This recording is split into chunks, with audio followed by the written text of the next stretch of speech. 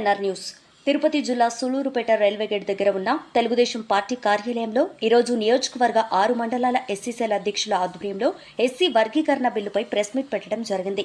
ముందుగా దొరవారి సత్రం తెలుగుదేశం పార్టీ ఎస్సీసీల అధ్యక్షులు మాట్లాడుతూ తమ ముఖ్యమంత్రి ఎస్సీ వర్గీకరణపై తీసుకున్న నిర్ణయంపై రాష్ట్రంలో ఉన్న ఎస్సీలకు సమాన హక్కుల భాగంగా తమ నాయకులు తీసుకున్న నిర్ణయానికి కట్టుబడి ఉంటామని అందరి సమక్షంలో తెలియపరిచారు. తమ నాయకులు ఈ నెల 16వ తారీఖున తీసుకున్న నిర్ణయం ఆమోదయోగమైందని తెలియపరిచారు. తెలుగుదేశం పార్టీ తెలిపిన ఆలోచన మేర సూళ్లూరుపేట నియోజకవర్గంలో 6 మండలాల ఎస్ఎస్ఎల్ అధ్యక్షులు, సూళ్లూరుపేట నియోజకవర్గం అధ్యక్షులు, అదేవిధంగా ఇక్కడ సూళ్లూరుపేటలో ఉన్నటువంటి ఈ యొక్క కార్యక్రమానికి హాజరైన పెద్దలు అందరికీ కూడా జీవితండి. ఈ విషయం ఎస్సీ వర్గీకరణ బిల్లు ఉన్నటువంటి ఈ ఎస్సీ అనే షెడ్యూల్ క్యాస్ట్లో 59 ఉపకులాలు ఉన్నాయండి. ఈ 59 ఉపకులాల వారు కొంతమంది మాకు న్యాయం చేయట్లేదు, కొంతమంది మా న్యాయం జరుగుతుందని చెప్పి పోరాటం చేస్తూ ఉన్నారు. ఈ పోరాటంలో భాగంగా చంద్రబాబు గారు మా నాయకుడు పరిశీలించి దీని గురించి చాలా కమిషన్ వేసి అంటే వివరణాత్మకంగా చాలా పరిశోధన చేశారు.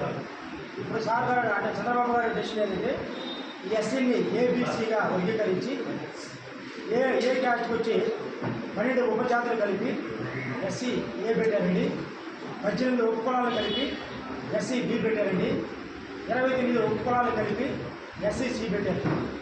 ఈ పాయింట్ ఎలా ఉందంటే ఇది మాట్లాడమంటే విడవమంటే తప్ప కోపం, కరవమంటే పాము తప్ప కోపం, విడవమంటే పాము కోపం అనే సమస్య లాంటిది. ఇక్కడ ఏదైనా దళితుల్లో ఉన్నటువంటి అందరూ కూడా సహోదరి భాగం మిగిలినవాడునే. కానీ ఇక్కడ విషయం ఏంటంటే నాకు ఒక విషయం ఏంటంటే నేను విభజించడం మంచిదే, కానీ ఇప్పుడు కూడా ఒక జాతి ఎస్సీలో ఉన్నటువంటి ఎస్సీ మానవానికి సంబంధించిన వాడిని 29 ఉపకులాలు కలిపి మమ్మల్ని ఎస్సీసీగా చేశారు. దీంట్లో కూడా ఒక సామాజిక వర్గం అభివృద్ధి చెందిన సామాజిక వర్గం మాత్రమే దీనిలో ముందుకు పోవడానికి అవకాశం ఉంది. అందుకనే కొంతమంది మేధావులు క్రిమిలేయర్ చట్టం తీసుకురండి, తద్వారా న్యాయం చేయకూడదని చెప్పారు. ఈరోజు ఎస్సీపీలో ఉన్నట్టు మాదిక సమాజ వర్గం న్యాయం చేయకూడదు అంటున్నా కూడా వాళ్ళలో కూడా సామాజికంగా ముందుకు మళ్ళీ అప్పులు సాధించుకోవడం, ఉద్యోగ విషయంలో కానీ చదువులో కానీ ముందుకెళ్ళడం అవకాశం ఉంటుంది. కాబట్టి రాబోయే కాలంలో ఈ విషయం జటిలం కాకుండా ఒక వర్గంలో అందరికీ న్యాయం జరగకుండా ఉంటే క్రిమిలేయర్ చట్టం తీసుకొని వస్తే అందరికీ సమపాలనలో న్యాయం జరుగుతుంది.